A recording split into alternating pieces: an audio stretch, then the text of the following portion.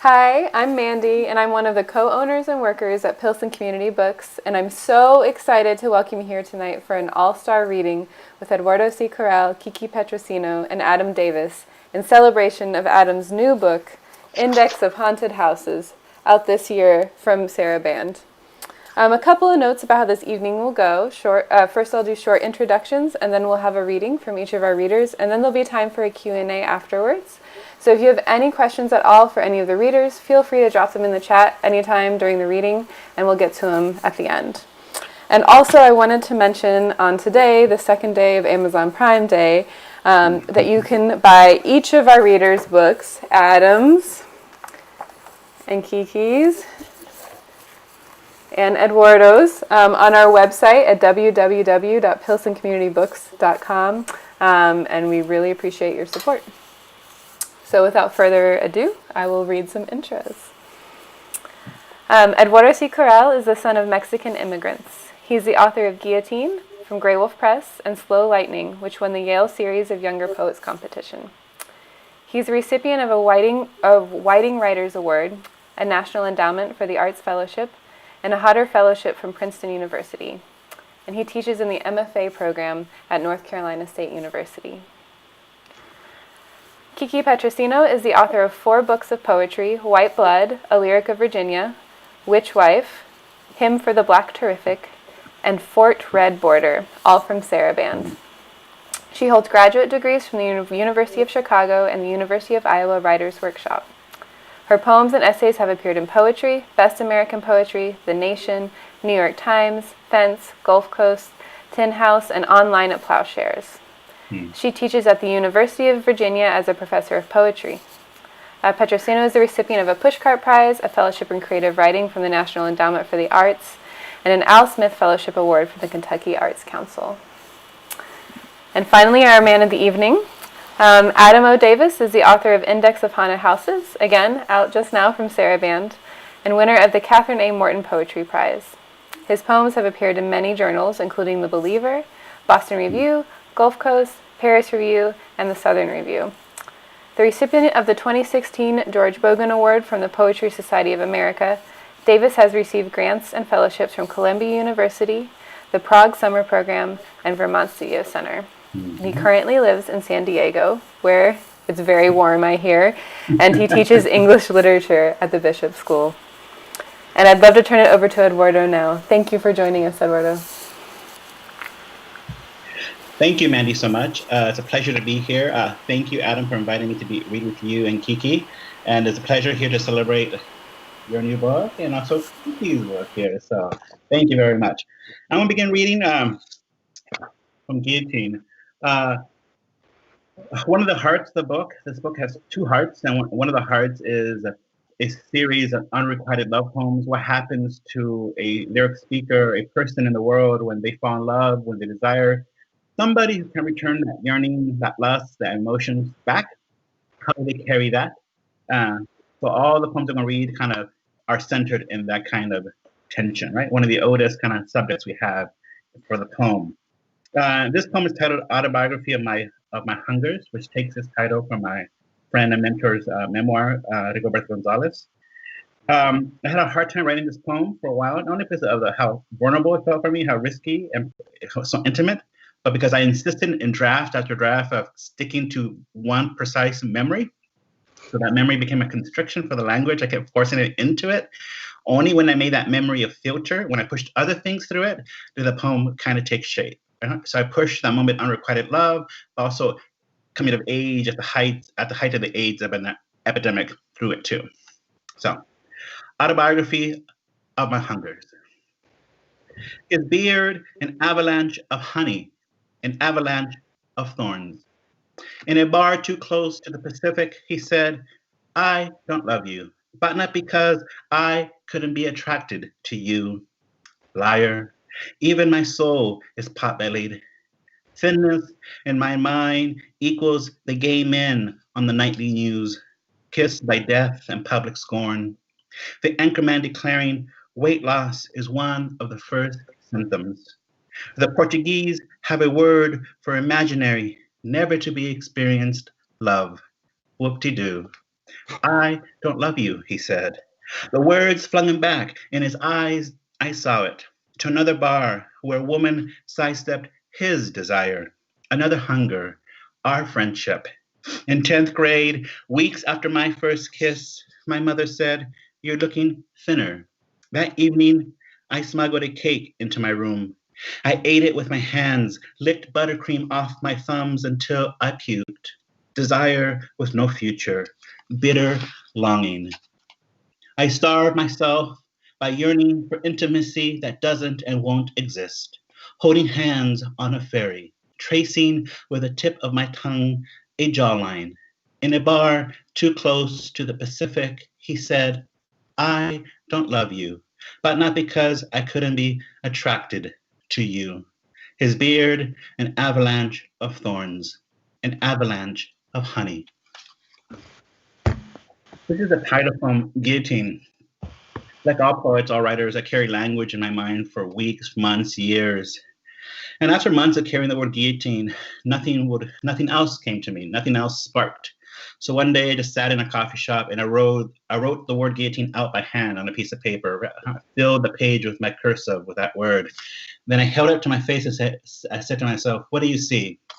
I saw scorpions. Then I saw something else. And this was the origins of this poem. Guillotine.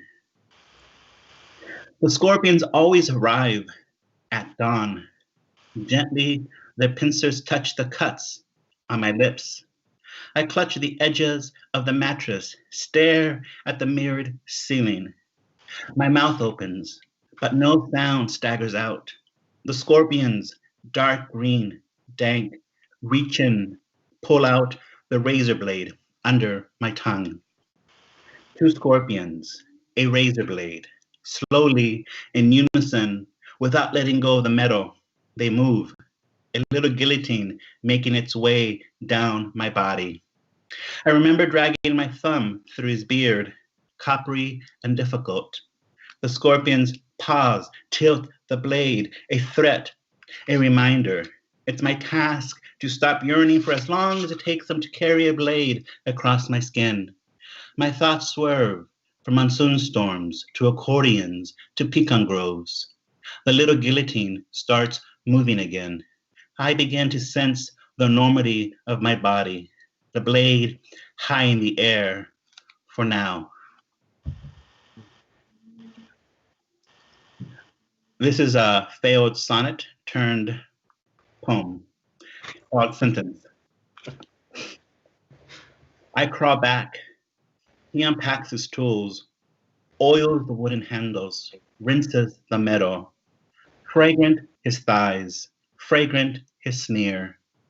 Coy and eternity inked on his skin, an ecstatic blue, a bewildered green.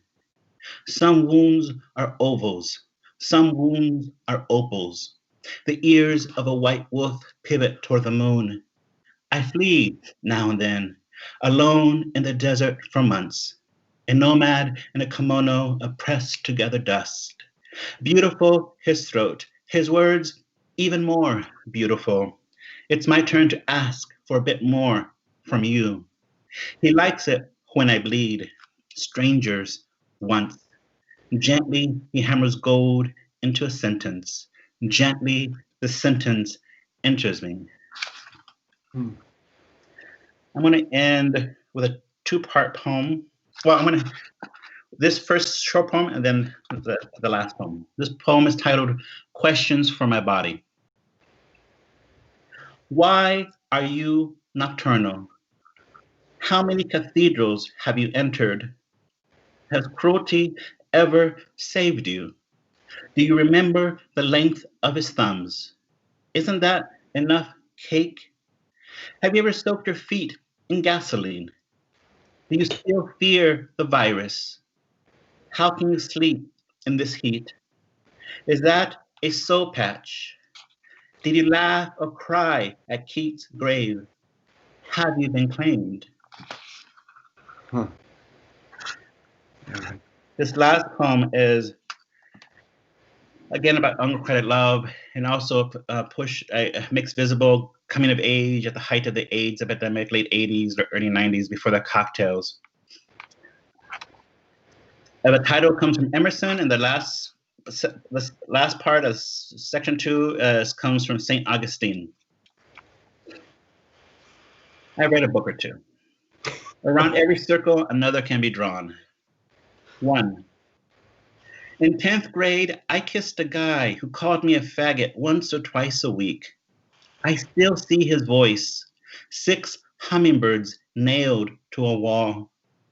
In an olive grove outside of Fuente Grande in 1936, a teacher, 2 bullfighters, and Federico Garcia Lorca were shot to death by fascist soldiers.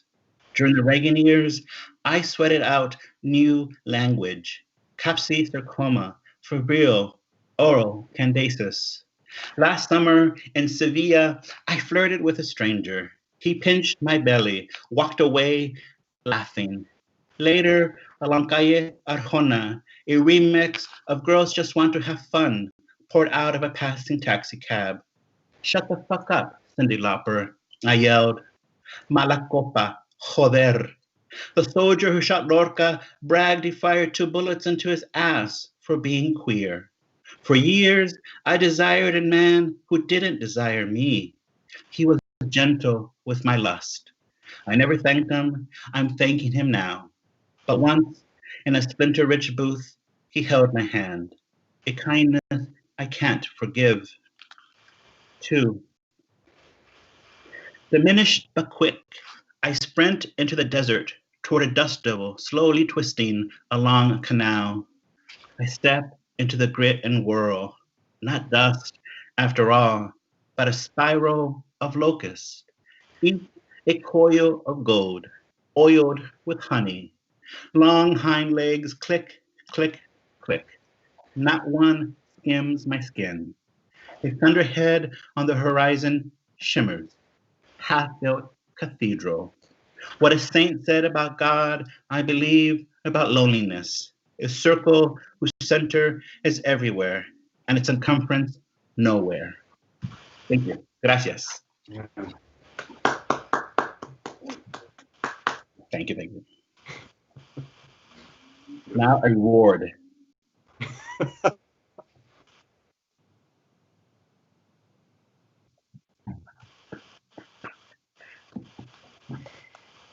Hello.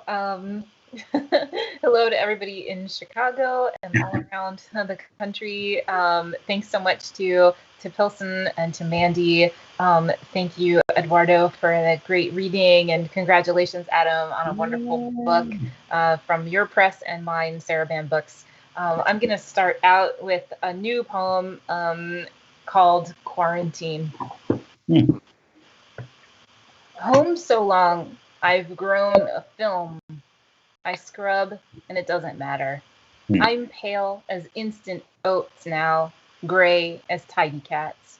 Home so long, I feel stabbed by the wipe under each paw emoji, the swab up my nose emoji, the not seeing mother anymore emoji.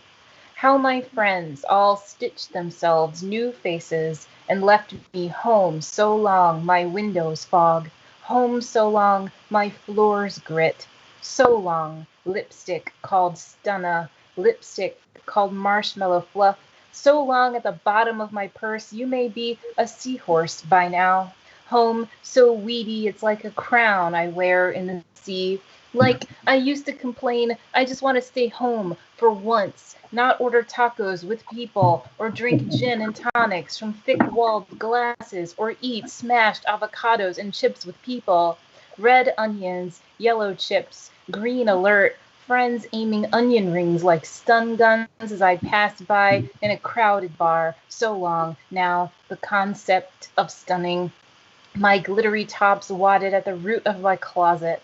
So long, my tapers for the dead, whom I visit nightly in their veggie patches, my dead, warm in their pea coats, rising from the morning earth, with blue mist at their collars, my dead humming in one voice, letting me put my dream hands to their faces, saying they feel so much better now, and offering me fistfuls of sweet lettuce, which I chomp just to see so long, my own bite marks in the leaves.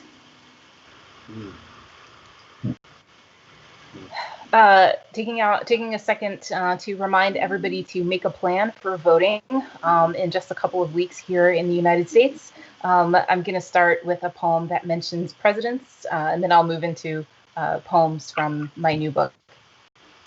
This is a mercy prayer revised from Proverbs 21:2. All around in the water, all around, in the hand of the Lord say, all is water, turning even the president wherever he will. What is water to the president? A turning wherever. Yet in the Lord, even the president's heart. All around there goeth streams, which by hand the Lord turns. Hand by hand, president by president, he turns the waters. The Lord goeth wherever he will, so that by turning even the heart waters. Do you hear? Every heart shall turn and water, every president a turn of water in the Lord's hand. For the Lord goeth all around, wherever the heart is, even wherever the president is now, turning as he will.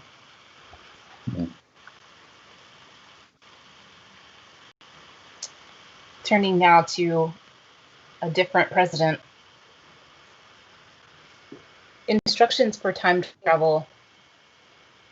You must go through, Mr. Jefferson, along his row of Chinaberry trees, behind the ruined smokehouse, in unmarked tracts, under field stones, with no carvings, no monuments, with a few leaves shadowing the mulch, near scattered weeds, in sunken lines, while the sun walks in the day, at the end of the day, in an oval of brushed earth, just as the soft path finishes, under branches where the dead are always saying what they always say, right about me.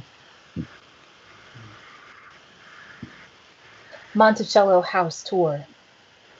What they never say is Mr. Jefferson's still building. He's just using clear bricks now for his turrets and halls, for the balconies rounding his palace in transparent loops of dug air. After death, it's so easy to work. No one sees him go out from the residence, his gloves full of quiet mortar. Mr. Jefferson's coat is narrow as daybreak. His long sleeves drag in the muck as he minces his turf. You know the room you were born in? It's part of the tour. Hundreds of rooms unfolding for miles, orchards alive in the parlor. Remember that gold chair you loved, the one with a face like a lion, especially in late winter when Mother sat with you in her pink gown humming? As it happens, Mr. Jefferson built you that lion. He drew your time in prudent proportions. You have one job, to fit the design he keeps spinning. Your whole life is laced through a ring of similar finds. Look, it's all mothers in pink gowns, humming.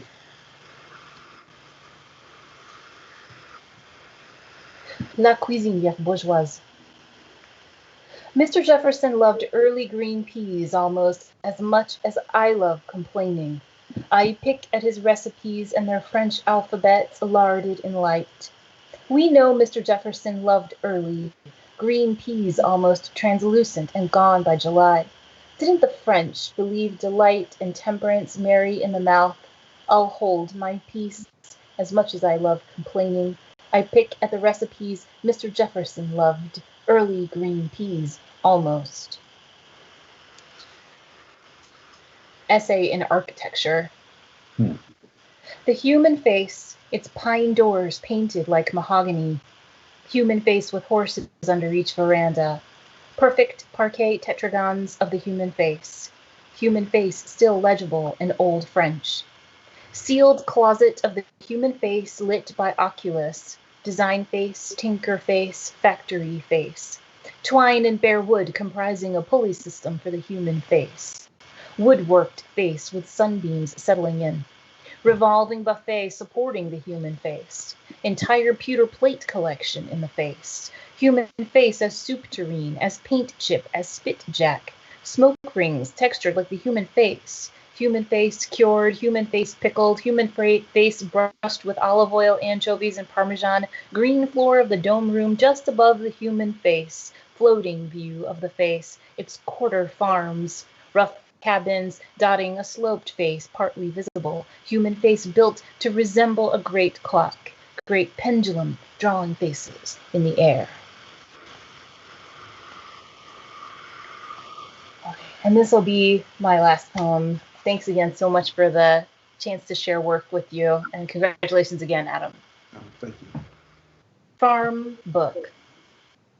Whenever I write about Mr. Jefferson, he gallops over. Knock, knock, he begins, in quadruplicate. It's pretty wild, like my student's poem about a house of skin and hair, a house that bleeds. Mr. Jefferson's place is so dear to me, white husk my heart beats through until I can't write more. In my student's poem, the house stands for womanhood, pain coiled in the drywall, sorrow warps the planks, pulling nails from ribs. In Kentucky, I'm the only black teacher some of my students have ever met, and that pulls me somewhere. I think of Mr. Jefferson sending his field slaves to the ground, a phrase for how he made them pull tobacco and hominy from the earth, but also for how he made of the earth an oubliette. At 16, they went to the ground if Mr. Jefferson thought they couldn't learn to make nails or spin. He forgot about them until they grew into cash or more land. For him, it must have seemed like spinning, sorrow of souls forced to the ground as a way of marking off a plot. At 16, I couldn't describe the route to my own home, couldn't pilot a vehicle, could hardly tell the hour on an analog clock. I had to wear my house key on a red loop around my neck. Now I rush to class beneath a bronze Confederate, his dark obelisk, his silent mustache. My books tumble past the lectern as I recite Mr. Jefferson's litany, swan, loon, nuthatch, kingfisher, electric web of names, yet in the ground I know a deeper weave of gone-away ones who should mean more to me than any book. I live in language on land they left. I have no language to describe this.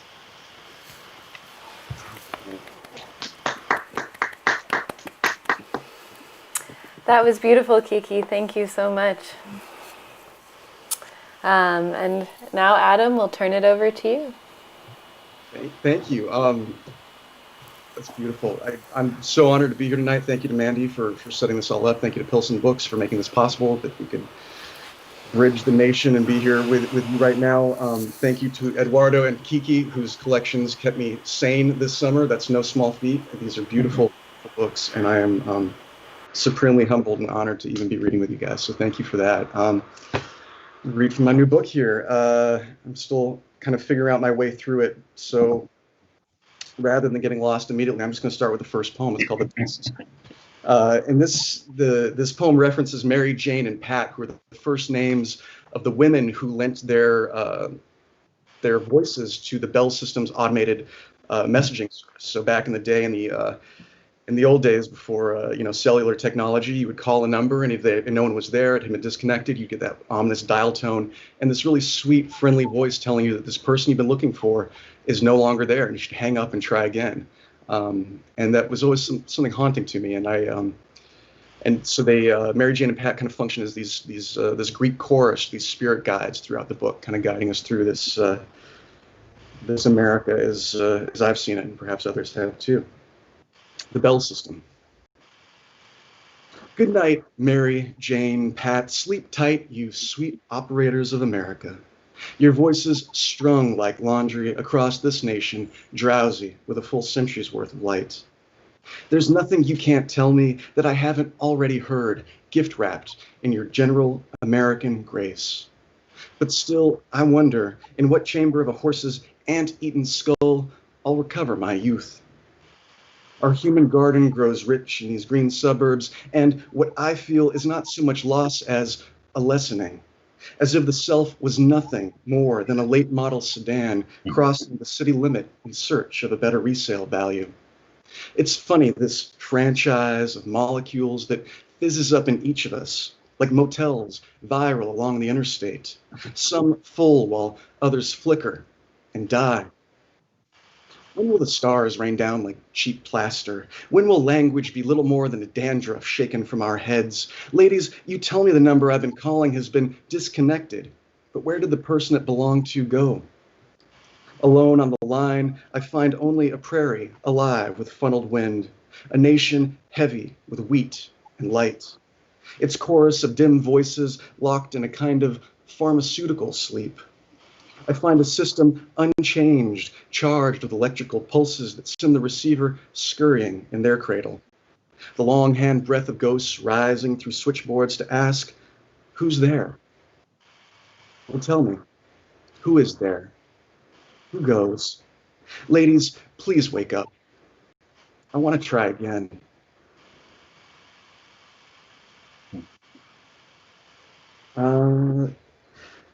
This next poem is called The Mosquito Monocracy, and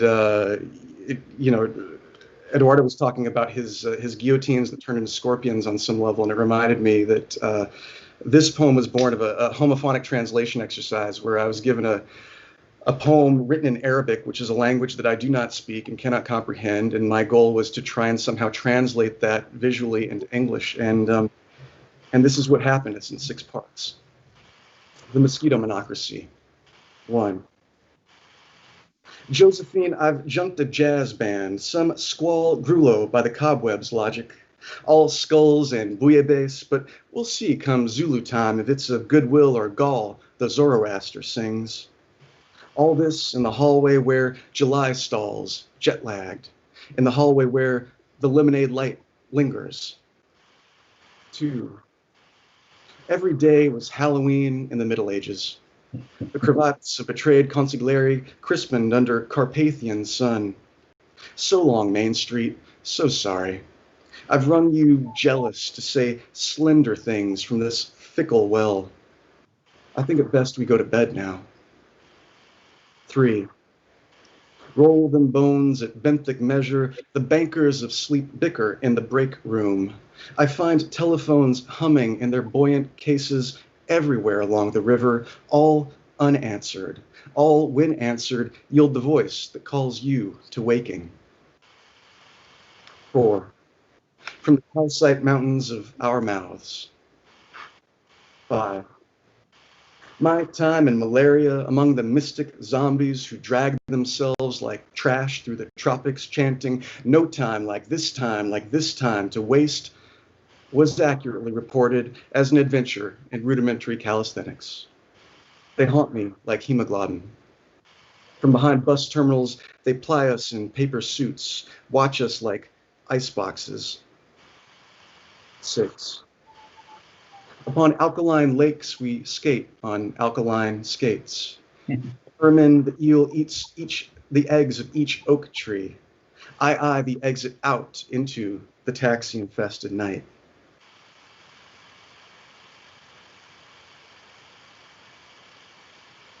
So I live in San Diego. I live basically 30 miles from the world's busiest border crossing here, and I was born in Tucson. I was conceived in Brownsville. It doesn't to get too personal here, but I spent my life along this border that we know, and so it made sense that at some point this completely arbitrary border, it should be said, there are no borders other than those which have been man-made on some level. But there's this poem here called Border Song. I just want to read it. Night incumbent. The sky looks like a taxidermy of a sky I once knew. The horizon is a red memory of light. Come, newly polished world, and break these hands. I'm just going to read one more poem because it's a longer one and it needs a little bit of a preamble here. This poem, it's called Stetson Retrograde. It takes its epigraph from Stambovsky versus Ackley, which is commonly known in law school. If you go to law school, I did not go to law school. I could never make it. But if you did happen to go, you would probably know this because it's called the Ghostbusters ruling. And it's this fascinating document where this guy in, I believe, New York State, bought a house but was not told by the realtor or the sellers that the house was considered to be haunted. He, of course, was upset. He didn't believe in the paranormal, but he was worried about the resale value. And he did not want to live in a haunted house. That's understandable. So he took these people to court, and the court sided with him. So they granted him a rescission, and for the first time in, I guess, Western history or any kind of history that we might know, the law gave the paranormal legal standing. And if you are interested, you should read this document. It's full of spooky double entendres and references to Hamlet and Poltergeist and all kinds of things. The judges were having a lot of fun with it. But I took that epigraph, and this poem really serves as kind of a book within a book. I wanted a poem that would reflect the concerns of the book, those being those of possession and being possessed, what that means in this country, both currently and historically. And certainly I wrote this in the throes of the Great Recession, which really impacted Riverside, California, which is where I was living back during undergrad. It's called Stetson in Retrograde. As a matter of law, the house is haunted. Stambovsky versus Ackley, 1991. 1. The house is haunted like a radio is haunted. If a body is a radio of blood. If a body of ghosts hums like blood over a valley of bone. If blood is a government of ghosts. If bones grow green as cash in the foreign national of our ghosts. If homes bloom along the interstate of our blood. If from granaries of bone we rise in the newspaper dawn, if amongst the chattering of water we rise like a benediction over the auspices of convenience. If ghosts, we rise like ghosts. If we collect like desire in a desert payphone. If we ring like coins in the cup of night. If we lie like coins in the palm of Nebraska. If the sun is an argument with ghosts. If the sun's argument plays out in squares upon the floor of this home. If the day winds down like a watch. If heaven is a horology. If desire is the body we give the past. If at night termites tick like time in our bones, if in these bones we find the body's foreclosure. 2.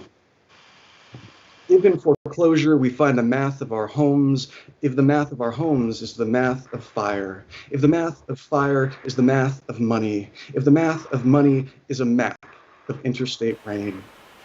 If grief is a cup, let me drink from it and be drunk. If drunk and wandering, if thirsty and moneyed, if coined and fashionable, if drunk and wandering like a dog through the supermarkets of the night. If I want the question of a home, if I want as a windmill wants the wind, if I want that lesson, if I want the lesson that breaks me, if I want the desert and its wind, if I want to throw myself to it, if I want never to be seen again. If by the light of dentistry my teeth anoint ledgers lavish with loss, if in these ledgers every tooth is a house, if debt is a tooth the dentist will not pull. 3. If awake, if waking, if awake in the wake of sleep, if sore-eyed and stubbled, if poorly fed yet feed, if coffeed and quiet, if humming, if awake and humming in the halls of convenience, if aching under the auspice of birds whose voices are feathered and vaulted and keyed, if of our voices we build a bank, will it not speak? If we atone. If we in our homes atone, if we sink alone into the chloroform fiduciary of home, if we pill and drone, if we alone are alone, if we tether ourselves to the stones of our homes, if we sink to lazier bones, if we believe bankruptcy is a throne, if along the rails the whistle no longer blows. 4. If we choose, if we had chosen, if we had been better and awake, if we had accounted, if we had awakened from the tax of sleep to the muted bells of bills that rang like fire in the foundries of past lovers, if lovers and we sleep, if like fire we build the forest for overages, if for a surcharge we survive the past, if of the past we make a ministry of the past, if we pass like fire over the waters of ambition, if upon those waters we find our faces and weep, if weeping stops, if stopping stops, if the ghost math of money stops, if a name is cast like a coin over the auspices of convenience, if I call a name, will that name call back? If I call, will I call collect? If I collect like credit, if I credit a ghost. 5.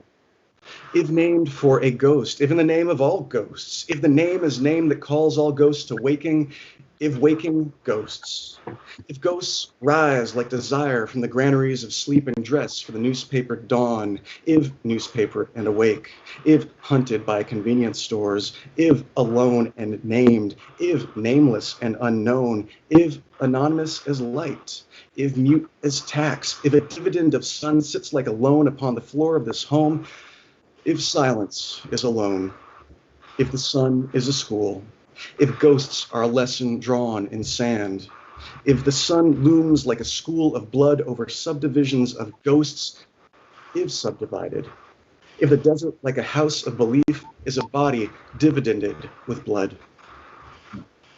6. If belief is a ghost, if blood is weather, if bones are birds in a body of fog, if debt is a body clothed with birds, if the body is a myth in the municipal pool, if birds gather like fists of cash on federal clotheslines, if ghosts tremble on foreign buildings like cups of fog, if cash is the myth in the myth of collection, if myth is a lesson in collective loss, if we are learned and lean, if we are lessoned by learning, if learning is a lean-to loss, if a ghost is a home, if a ghost is a thing bankrupt of bone, if land is land only if it is lessened in homes, if we, like land, grow green with a memory of our blood, if we grow and with land, if we be, if land is, if we be and with land, never let us be without, if never without us, our ghosts. Thank you very much. My truth. Thank you, and congratulations again. Thank you for having me, and thank you for the beautiful readings. What a privilege to be able to sit here and listen to Kiki and Eduardo. Truly, I was thinking, to be able to sit in the comfort of my home and listen to 3 wonderful poets read, something that's like one good thing out of 2020, have to say. It's really comfort of our own homes now, is it? What do you mean? What's been happening? I'm gonna cry now. Yeah. I was wondering if you all would be willing to talk. I know all 3 of you had new books out this year. Adam, I know this was your first one out. If you would be willing to talk a little bit about how having a book come out this year, and more importantly, how the practice of poetry has changed this year, for better, for worse. If you have any feelings, I'd love to hear. I think, just speaking personally, I was working on this book for 13 years and submitting it for 10, and 10 of those years were 5 years too early to send it out. Yeah. And so to even have this book out with a press like Saraban, who is my dream press, it's just an unmitigated miracle and pleasure on that level. I think given the amount of time and the kind of struggle it was to get the book out in the first place, not to make light of the pandemic, when the pandemic hit, I was like, yeah, that figures. That makes sense. This would be the time. Now that the book's out. But I think, it's been interesting. I think on one level, because of digital media, we're able to get word out far and wide. But I think there's also kind of limitation to that. I know that for me, I've done a few online readings and I love doing them, but the saddest moment for me is when the computer shuts off and it's just this lonely man sitting in a room drinking rye on his own. Where's the after party? Where are the passive aggressive comments? Yeah, where are the? I listen to those. I just get like the snarky comment online that I don't know the person. I want face-to-face confrontation. That's what we need. But yeah, so I think that's it. I think in terms of the idea of writing poetry right now, I'm in awe of Kiki for being able to produce such beautiful work, inspired by the pandemic. I'm suffering from some serious Zoom brain where I'm just dreading the idea of having to write college recommendations right now because I'm trying to put 2 sentences together. And so I'm trying to find ways to be less online and more present in the world, which is a difficult proposition here. But I'd love to hear what Eduardo and Kiki think. Well, you know, Um, go ahead, Kiki. I was just gonna say that the more time that goes by, the more surreal it becomes that I ever used to travel at all. It seems strange to me that I would climb into a metal machine and recline on a fabric seat while like literal fire bloomed beneath me to lift me into the air to go to a place where someone would meet me and I would go and read poems to them, you know? Um, I mean, it was awesome and terrible and awesome, I think, Yeah. that time. And while I hope that we can go back to having in-person readings, there may be something indelible that's changed now. Mhm. It's actually been quite cheering to me to be able to connect with readers virtually and to see the great attendance that there have been for some of these virtual events, including this one. Um, for me, I think, travel has been formative for my poetics and also just for me as a human on Earth. And I want to go back to seeing the world very, very, very badly. Yeah. But I've also learned in this time that there are people tuning in from all over the world, and that using Skype and other platforms is an effective way to get the word out there and to share work with other people, like Adam and Eduardo. Yeah. It's great. Yeah. I mean, when the pandemic started in March, I mean, it changed my reading patterns. Yeah, yeah. Before then, I read poetry almost every day, right? I always read poems, books of poems, published stuff, my student work, right? But when the pandemic started, I couldn't read lyric poems anymore. Mm. Because when you read a lyric poem, you're pulled into the interiority of that speaker, that memory, that experience, right? You're pulled into an inwardness, right? Something, and that's the last thing I wanted because I was sitting on my blue couch just thinking and dwelling inside myself. And I had enough interiority, right? I just was thinking and dwelling. So a lyric poem just was too on the nose for me. It just brought me too much to my own, reminded me of my own interiority, and I wanted to escape my mind. I wanted to escape my insides, my emotions, my intellect, whatever, right? So I turned to fiction. I've always read fiction, but I really read it with a passion this spring and summer, right? Right? Because I love, the propulsive nature of a sentence, right? A happens, B happens, right? The linearity of prose, that pulled me out of myself, Yeah. right? And I was so thankful for that, right? And also, at least watching trashy TV, was very helpful. And listening to French pop music, where I don't understand French. I love that disconnect between meaning, right, and the enjoyment of it. I could just enjoy the language and the melody. That was enough for me, right? Love that. That's great. This is such a singular moment, not only in U.S. history, but in world history. And I'm personally surprised with everything that's happening politically and elsewhere, how much people are turning to poetry for comfort, for solace, for knowledge. It seems there's like a mini renaissance of poetry. I know it's been happening the past couple of years, but I was wondering if you guys had any thoughts about what poetry has to offer in this particular moment and whether the world is ready for poetry again or poetry was here all along and now it's just people are turning towards it. Interesting question. I mean, poetry was here all along, right? I Mm-hmm. mean, that's the first answer.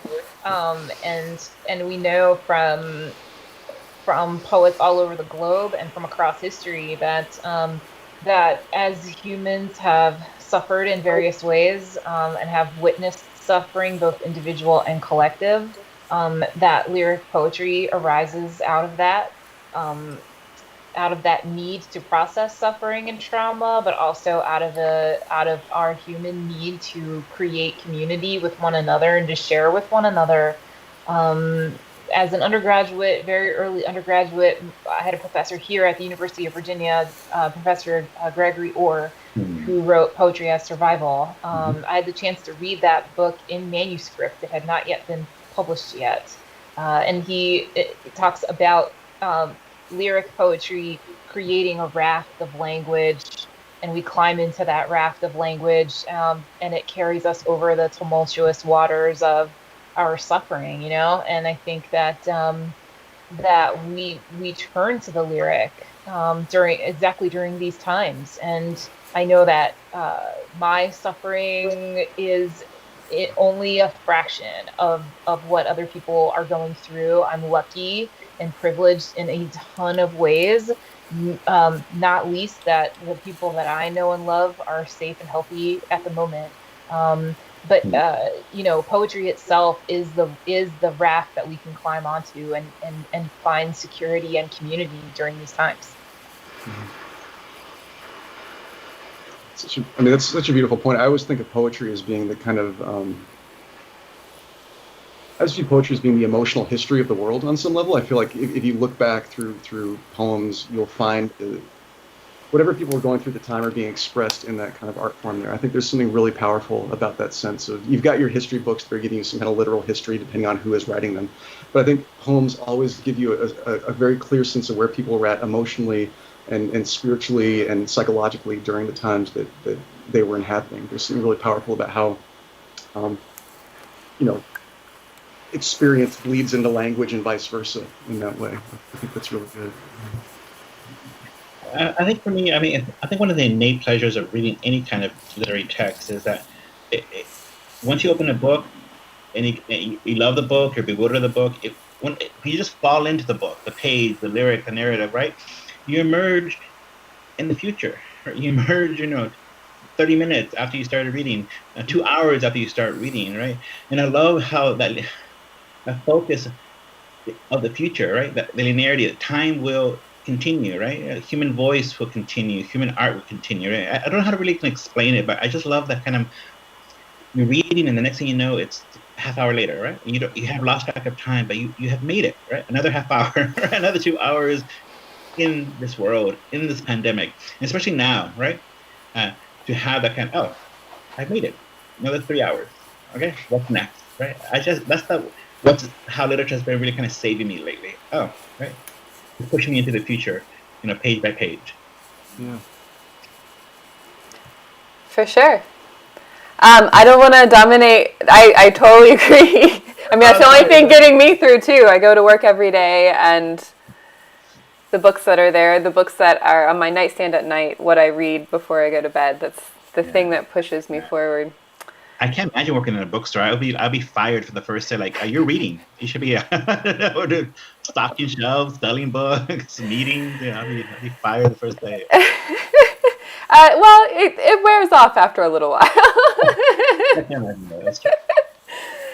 I don't want to dominate all the questions. If any of y'all have questions, I'd like to give the opportunity. Otherwise, I have one more, but if anyone has anything else, feel free. I have a question for Adam, if you don't mind, Adam. You said you were working often for 13 years. The book was percolating before it got picked up by Saravan. But what, a year and a half ago, 2 years ago? Yeah. Can you talk about you don't have to name names. The best advice you got that really helped you to keep writing and putting together the first book, and also some advice or suggestions that wasn't very fruitful looking back, because you always get that, right? I think when I wrote my first book, like. That wasn't very helpful. I tried it, but it wasn't very helpful. But some things were very helpful. So, yeah. What kind of advice really you took with you, carried with you, and what kind of advice you kind of jettisoned? Yeah, well, it's funny. I know that you had a similar experience too, and for your first book. I think for me, there were two pieces of thing. One was advice that I didn't get from anyone, but it was a quote by Philip Levine, who one of the things I took heart with was that Philip Levine didn't get published till he was 40. Yeah. And so I was like, all right, great. I just turned 40. This is great. There's still time. But he had this quote, and I'm going to badly paraphrase it, but it was basically saying, he's got a lot of students who come to him and say, when am I going to make it? When's it going to happen? And justifiably so. And he says, you know what? Don't kiss anyone's ass. Like, do it the hard way. Wait to be discovered, or don't be discovered at all. Which, that was kind of a painful thing that I had to accept at one point, and that helped me to start writing new poems that weren't in this manuscript that I see, and having a new thing going. But then I had a poet friend. He also said something very similar to when he said, when young poets ask me about their first books or my advice, he says, don't rush it. The world doesn't want it. Absolutely, right? Yeah. But I took that to heart. It made sense to me. Yeah. It does, yeah. And I think, as a result of MFA programs, I think, I remember, I was lucky enough to go to Columbia, and I had Lucy Brock-Broido there. And on the first day of workshop, she said, none of you are going to be published for 10 years. And in the back of my head, I was like, yeah, maybe you, but, I'm going to be done here in like 5, and of course she was right. She was more than right. I think there's this idea that, when you get the MFA, you're ready to go. And the reality is that you have to wait for certain experiences to catch up. I would have been horribly embarrassed if any other previous drafts of this book had been accepted. And I remember that, it was maybe 3 or 4 years ago, I came I was a finalist for this press, which was not Saraband. And I was one of 20, and then at the end, last moment, they were like, sorry, you didn't get it. And I was so dejected, and I turned to this poet friend of mine, and he's like, this is a great opportunity. You get to make it better now. That book you now have a book that's going to be even better than this. Every time you get turned down is an opportunity to come up with a better book. And now, back then, it was kind of like cold comfort maybe, but now that it's actually a living, breathing thing, that's one of the things I've just been immensely grateful this year, is that time that I had to wait, because it forced me to get better and to really hone the craft and to really make it happen. Yeah.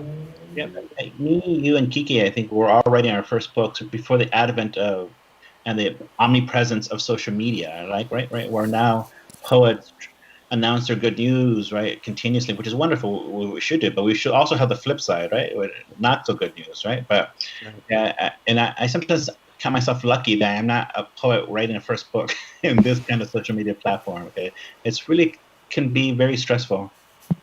Yeah, I've been, well, not to get too personal, but I've found the social media aspect to be eminently depressing on many levels, and it just kind of overrides the sense of, it's like this, I've never been good at social media to begin with, but it is this kind of rat race where you're trying to pick up any scrap you can and throw it out there for the consumption of anyone who might pick it up, and not to diminish that, but, but I'm equally curious. I mean, Eduardo, you now, book number 2, it should be mentioned. I mean, wasn't it on the long list for the National Book Award here?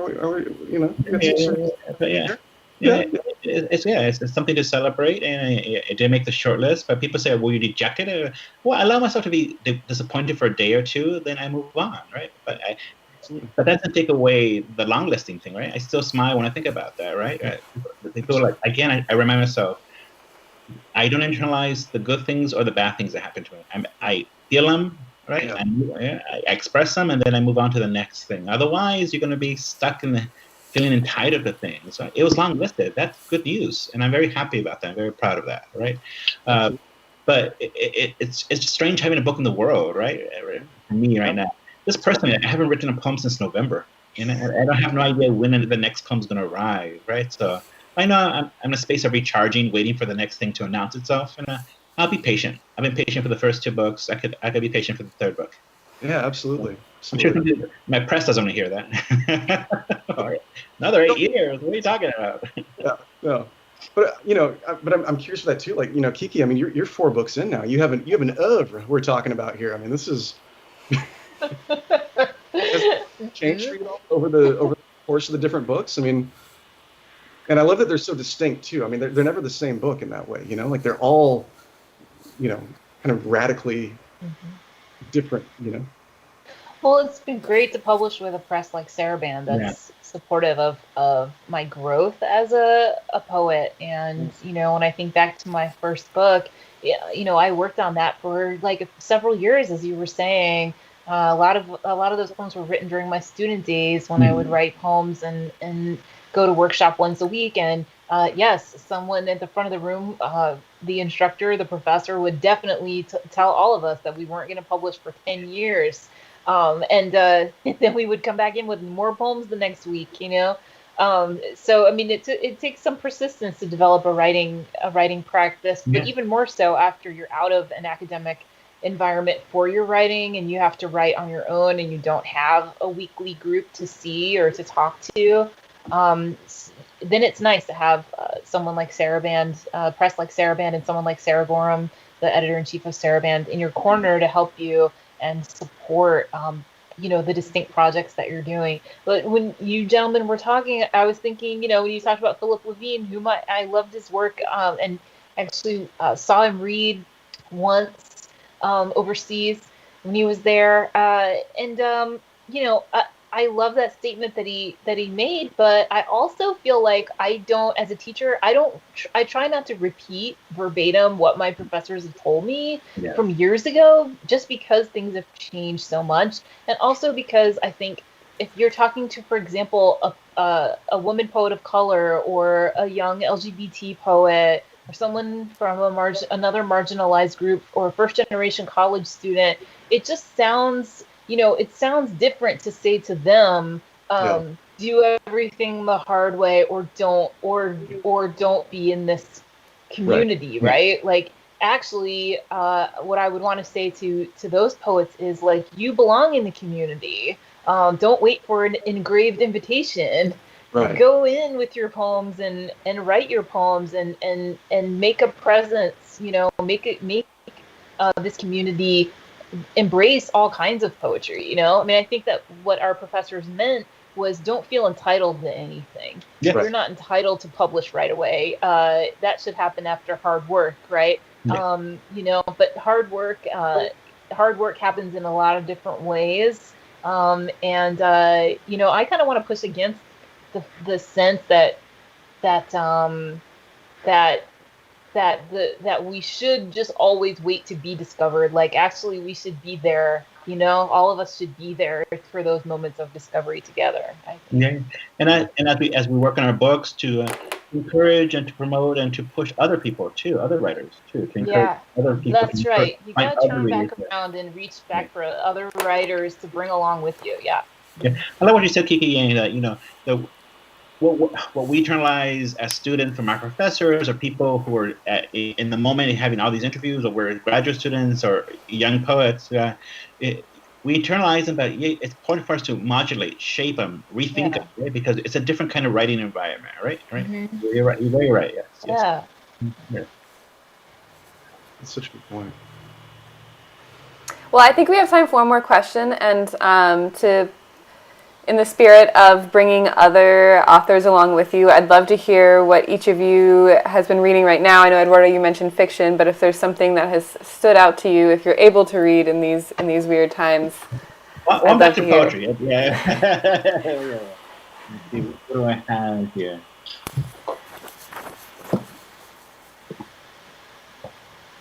I love Jane Wong's first book, Overpour. She has a new one coming out with Alice James next year.